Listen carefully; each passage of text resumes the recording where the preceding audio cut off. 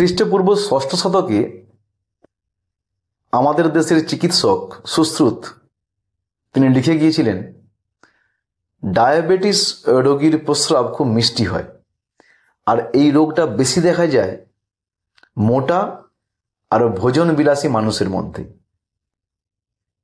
সেই সময় এটা ছিল একটা বিরল রোগ, কিন্তু এখন তা একেবারে মহামারীর রূপ ধারণ করেছে। আজকের দিনে তো প্রায় 95% মানুষই ডায়াবেটিস টাইপ 2-তে ভোগেন। এখন শুধু ডায়াবেটিস নয়, হৃদরোগ, ক্যান্সার, স্ট্রোক, অ্যালঝাইমার এইসব রোগেও একেবারে মৃত্যুর প্রধান কারণের তালিকায় উঠে এসেছে।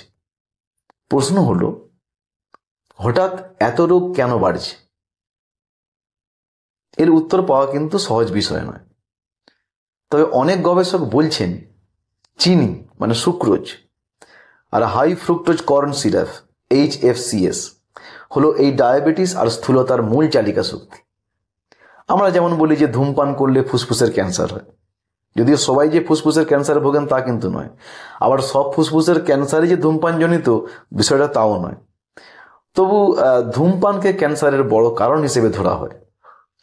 চিনির ক্ষেত্রেও ঠিক একই জিনিস প্রযোজ্য। এর ক্ষতিকর প্রভাব প্রকাশ পেতে আমাদের দীর্ঘ সময় লাগে।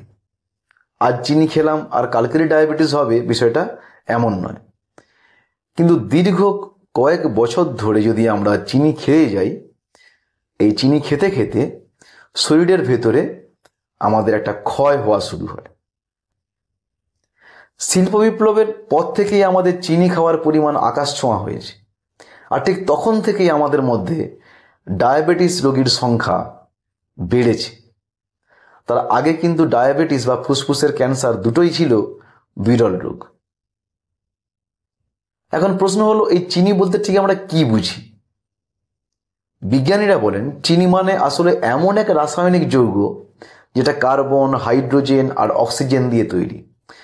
এদের নামের শেষে থাকে OAC, যেমন গ্লুকোজ, ফ্রুক্টোজ।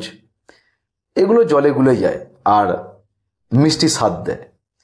কিন্তু আমরা সাধারণভাবে চিনি বলতে বুঝি সাদা স্ফটিকের মতো সুক্রোজ, যেটা কিনা আমরা চা কফিতে মিশিয়ে খাই।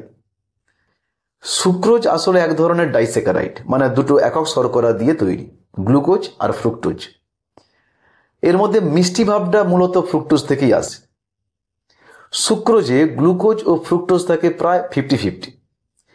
আবার হাই ফ্রুক্টোজ কর্ন সিরাপ 55-এ গ্লুকোজ থাকে 42%